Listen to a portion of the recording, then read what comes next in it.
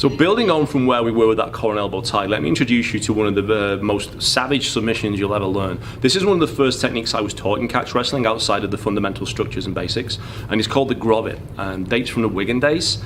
Everyone in the catch wrestling world has a variation on it. This is the one I teach, and this is the one I was shown, okay? So, we go into our collar and elbow tie. Notice we're nicely aligned and she's got beautiful posture.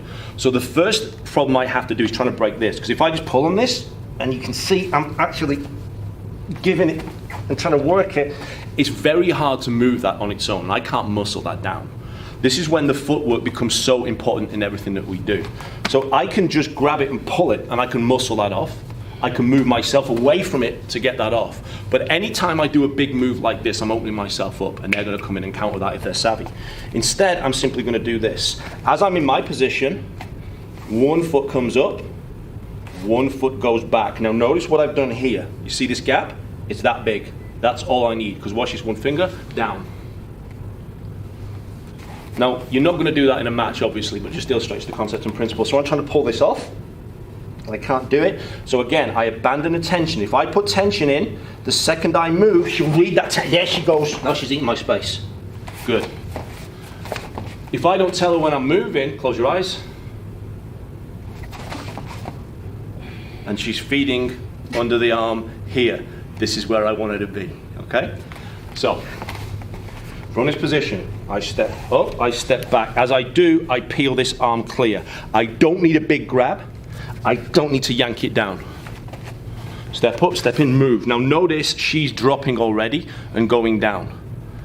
This is where a lot of people make the mistake, and they go for the head here, and they reach over, and notice she's instantly setting up to the back, and now I have to fix this with something else. Rather than put myself through that, one, I simply feed her under my arm. So I'm not going over, she's coming under. Notice this little gap I've got here. This knuckle on the thumb is going to hit her in the jaw. As it does that, I drag this arm down, tie it off, and get ready for that tap. There she goes. Let's turn that around here. That's a nice crack you got going on there. Up, down and under. Strike that head. Now you see here, this is when I'm bringing it. It's not under my arm. I'm not full on in the chest. Here and turn. So she's almost doing this side battering ram. Now believe it or not, on its own here, I can just compress that and get a reaction.